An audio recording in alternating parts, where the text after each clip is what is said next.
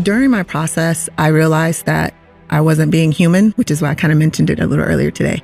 It's important to show that we're human beings, that we have feelings, and that we all go through something.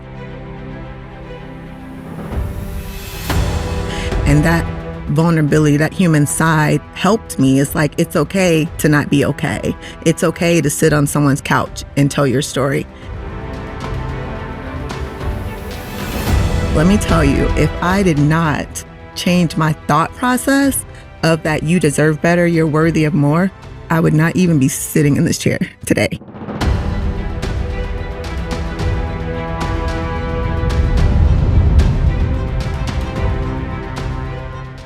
Hey everyone, it's Tamara Thompson with Broadcast Your Authority, and I'm super excited for this next episode with Dr. Chi Quita Mack. She's the founder of the Chi Quita Mack LLC. She has created a sanctuary for women, promoting healing, inspiration, and resilience, which we all know that's all very much needed in this space. Her mission is to empower women to rediscover their strength and reclaim their essence. Chi Quita, thank you so much for joining us today. Thank you so much for having me. I appreciate you for joining. Where did you fly in from? DC. Yes. You just hopped on over to Vegas. I did. Love it. I love it.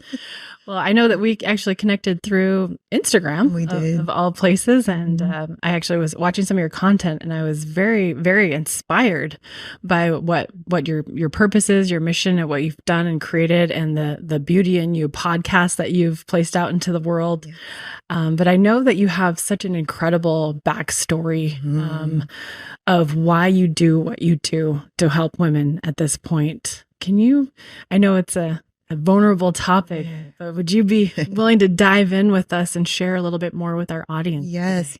So my journey starts just from, I get emotional already. Just from the beginning, I had my son at a very young age. I got pregnant at 20. I was in college at the time. I had my husband, now my husband, then boyfriend. But I dealt with a lot of negativity from family members, saying I'll be another statistic. I know I'll graduate. It gets me emotional. It's okay. It's okay. Take your time. Saying that I would never amount to anything. So it really pushed me to prove everybody wrong. During my marriage, even, we were married very, very young. But that even had issues, just being clear, y'all, for real, some real issues. And so I struggled with that as well. During that whole time, I would say I didn't know who Chi Quita was. I was trying to be a wife with no example of what a wife was. I was trying to be a mom to me at that time with no example of what a good mom is, right? I'm just going through the motions. And I really lost me for a very, very long time. I went through depression, anxiety. I still go through anxiety today, but I really hit a place of lowness where I didn't think I could go any lower. And it honestly wasn't until my son at the time, he's 16 now, he was 5 then, that was just like, Mom, why are you always so sad? And I was like, oh my God, my kids are seeing what I'm going through right now. I might want to get my life together.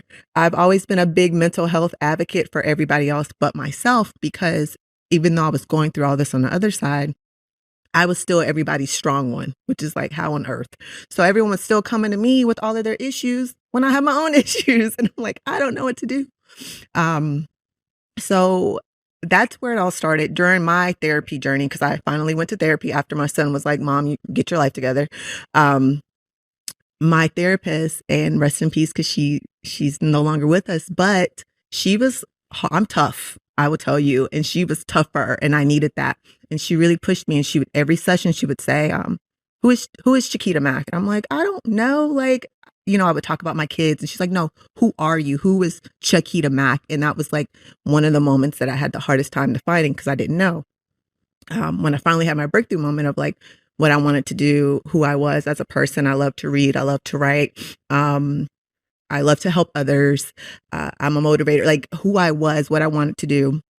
I started to share my journey on Instagram. So that's how Instagram got started. So I literally started to share my therapy sessions on Instagram with the photo of my family.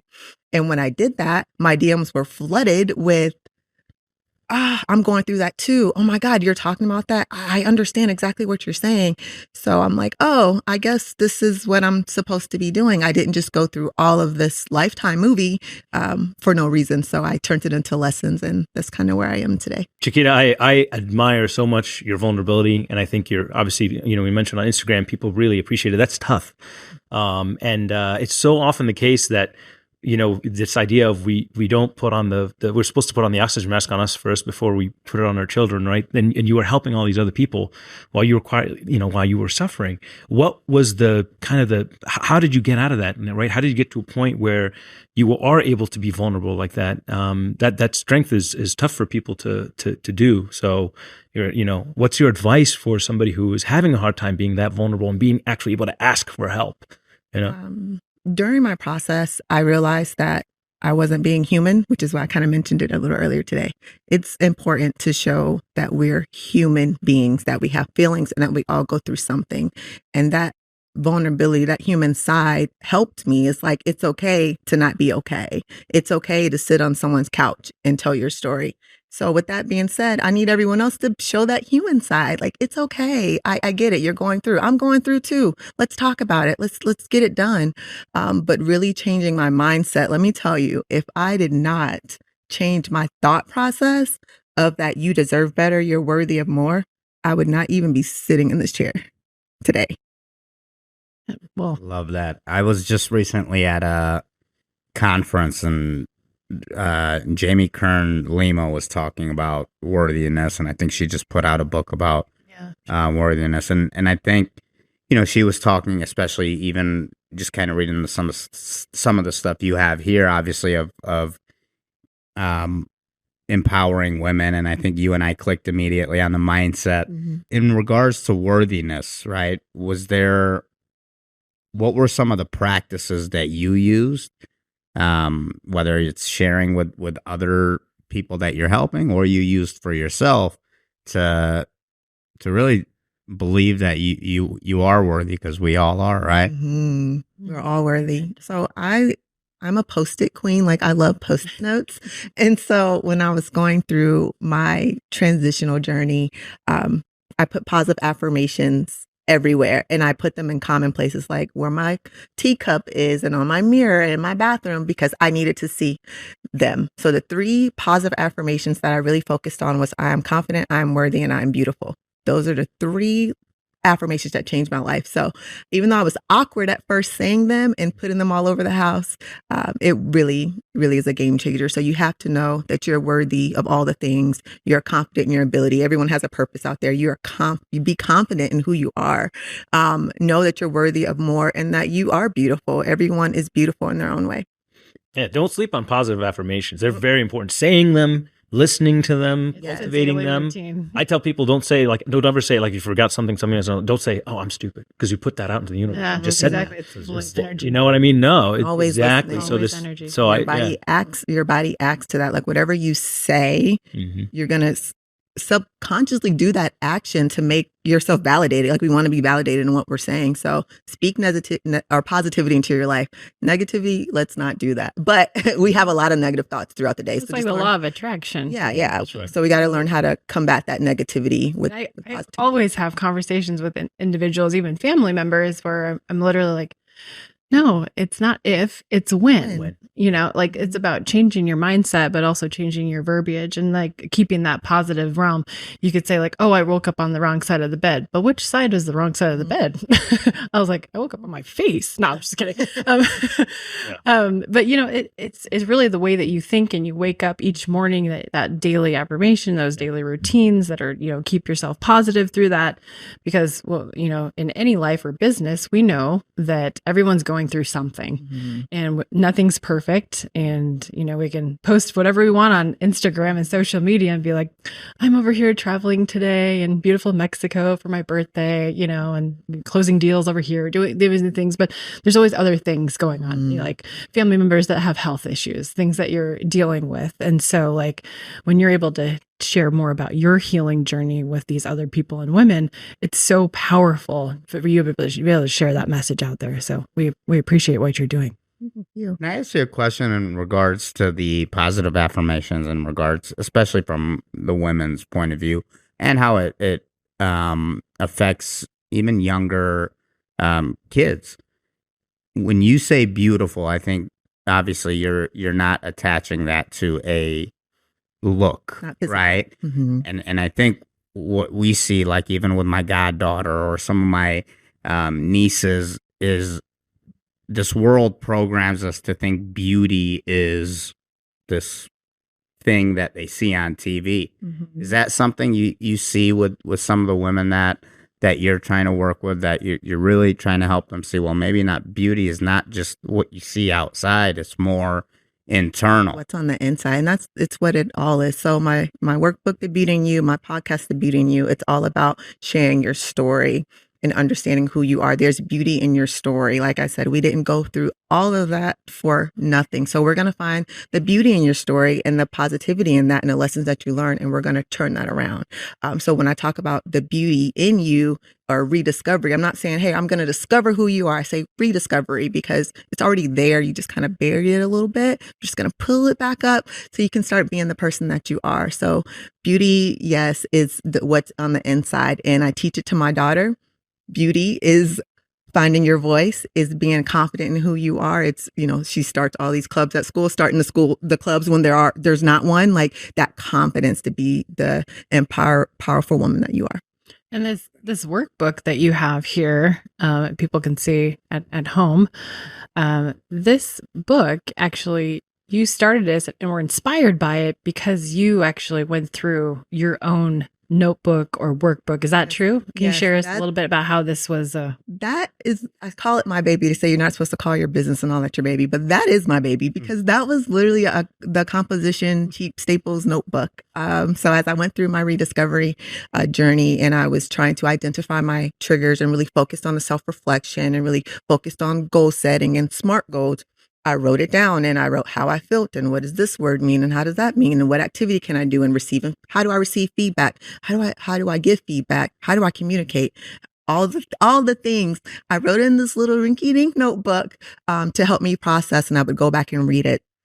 And when I felt comfortable enough, I'm like, this would be a great starting point for women who are actually on their healing and rediscovery journey, because I didn't have it. And so I just made it look pretty. It is very pretty. It's a great resource for those out there that are interested in it. It says The Beauty in You, but that's also your podcast name too, for those that want to take a look and subscribe.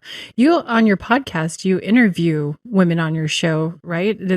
Are they specific types of interviews? Like share a little bit more about the interviews that you've shared on your podcast. I interview everyday women. And I know, like, what do you mean by that? Like, I'm not interested in the business that you have, how much money you make, how many followers you have. That is not, if you're looking for that, that is not my podcast. I'm interested in the woman behind the brand, the story, the background, the experiences you went through, the lessons that you learned, and how it brought you to where you are today. Because there's power in our stories and there's power in our voices. And so I appreciate every single guest. Shout out to you guys. You're amazing. I appreciate them so much because they come in and we get to it. Like, they really share their story with me. And I'm like, wow, I am so inspired. And I'm grateful that you're willing to share that. And I share mine too. So we're, it's a straight conversation, no questions, like literally tell me about your rediscovery journey. Oh, I remember when that happened. Like, and we talk it out. And sometimes I have to trim it because it can go a little long, but I am very excited that they're willing to share, that vulnerable side, that human side with me. As a mom, I relate to that story of your 5-year-old saying, "Mom, you look sad," because it's the leaky bucket, you can't fill it, but sometimes as a mom, the bucket is always leaking, no matter how much you try to fix it. So once you had that moment that you knew who you were and what you wanted to fix with yourself, how did that change your relationship with your children and your husband? My whole life has changed. Yeah, I will tell you. My bucket is never empty. Yeah. It's never empty. It's always full. I communicate a lot with them. this is what I want to do, you guys. This is where I want the Chi Quita Mack to be. I'm going to Vegas for a day. You guys will be all right. Your lunch is already packed, clothes are ironed, that type of thing. I found that communication with my husband and my kids. And the funny thing about my husband is, we're both military. But he was deployed when the Chi Quita Mack took off. So when he came back, he's like, who are the people?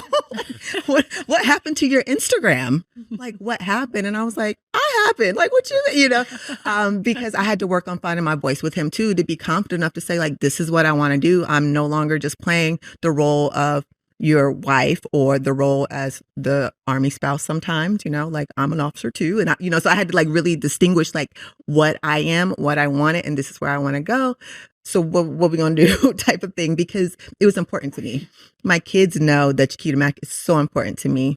And they push me when I have those moments where I'm like, oh, I'm getting ready to do this interview. I don't even know if I should be, at the table, because again, it's a cycle. You have those negative thoughts. I have them too sometimes. My daughter's like, you're the Chi Quita Mack. And I'm like, you're right. So she knows the importance of what I do. My son knows the importance of what I do, but I had to really communicate that with them. But when I tell you my bucket is never like, it's always full. Like I'm ready to go. And when it does get like that, I'm like, I got to go take care of me. I'm not your mom for the next 2 hours, but I had to learn to find my voice. Yeah. So I'm not a female, but I understand. So I'm only going to speak about this in the aspect of that. I understand that women nowadays have to fulfill so many different roles. That's why I wanted to caveat the fact that I don't really know what I'm talking about. But I do know that nowadays women are doing so much more than they used to before traditionally. And so there's an aspect now where they're expected to do this and be that and blah, blah, blah. What would you say to women who are quietly struggling right now with that kind of monumental task, and they don't want to appear vulnerable or appear weak, because they actually, if anything, they need to appear strong in a world that they want to show that they can do all of this. What would you say to women who are kind of afraid to sort of speak out or be vulnerable? I would say times has changed. We can do it all, but I would encourage them to find someone to talk to really express what you're going through, and to really value self-reflection. Like we have to be, so the first step of any journey is honesty. And that's the first step in my healing journey. But I feel like in any journey, it's honesty. And so you have to be honest with yourself as a woman, as a mom. What do I truly want out of life? Why am I not fulfilled? What is it? And be honest. Like take out that notebook, that little composition notebook, and write it out. No one has to see it but you. But if you're not starting in a place of honesty, then you're going to always feel scared to speak up, or my cup is not full. You're going to always feel that way if you don't start with that. So be honest with yourself, find someone to talk to, and I'm going to tell you to make it happen. Because if you come to me, I'm like the number one cheerleader. Like I'm like, let's go. We don't have time for that. Like I got you, but we have to get here. So be honest with yourself. How has your healing experience shaped your approach to coaching women and through this process? Oh man, it's been. I'm going to start with the framework. So I developed a framework. Mm-hmm. So the walk framework us through that. I will. Yes. The framework. I take notes in the workbook right here. The healing framework. So it's the word heal, but it's honesty, expression, awareness, and light. And so my goal is to get my clients to the light. They always come to me with this great thing like, oh, I don't know what my passion is. So I always say like, yeah, you do. One, but you're not being honest with yourself right now. I know you know what it is, or we wouldn't be on the phone, right? So we start there, but my goal is to ultimately get them through the light. I found that if we don't start backwards in our healing journey, like everyone wants to get here, but if we don't go back means your past experiences, especially 9 times out of 10, the childhood, because that's where those negative self-talk starts, or the not being confident because your mother never believed in you, your father never believed in you, or no one supported you, or you had to grow up too fast. It kind of starts there, and then we kind of work our way to expression of finding your voice, and then being self-aware, and then now we're operating in the light. The objective is not to say I'm healed, because we are never healed. We are always healing, and I need you guys to understand that we're always healing. It is a constant circle, but the idea is that you fill your tool bag up with these things and you're able to tackle anything that may come your way. Yeah. By that token, then what habits should you incorporate to be able to be in a state of healing? You have to be intentional about all actions that you take in your healing journey. Intentional with everything that we do. Consistency is key, and being intentional. I'm going to give myself self-care today. Whatever self-care looks like to you, we cannot define that, but you're going to do it at 10 o'clock for 30 minutes, whatever that is, but you have to be intentional about the positivity that you put in, how much work you're going to put in, and to see any type of growth. I love that. I think intention is actually a really big one. Intention is everything. Set your intention correctly from the very beginning. Mm-hmm. Yeah. It's always about setting intentions. That's like one of my focuses every week. It's like, what's the intention for today? What's the intention for tomorrow? What's the intention for the week? It's also setting goals too. And I'm sure you do that with your clients. Mm-hmm. I could talk about this all day. I wish I could stay and chat with it the whole time. But for those that are resonating with this message, how can they help connect with you? Is it the main majority of following through Instagram, YouTube, obviously your podcast? Share with our audience how they can help get in touch with you. Well, if you want daily inspiration, follow me on Instagram at the Chi Quita Mack. And if you just want to listen to me all day, you can listen to wherever you stream your podcast, The Beauty in You. I love it. And where can they pick up this workbook? Is it truly for clientele, or can they get this somewhere? They can get it. It's available on my website at www.thechiquitamack.com. Awesome. Well, I really appreciate you for joining us today. You've been a breath of fresh air. So thank you for being vulnerable and sharing your story with us. And those that resonate, definitely pick up her workbook. Check out her podcast, The Beauty in You. Follow her on social media. And of course, subscribe to this episode, ring that bell, and we'll see you in the next episode.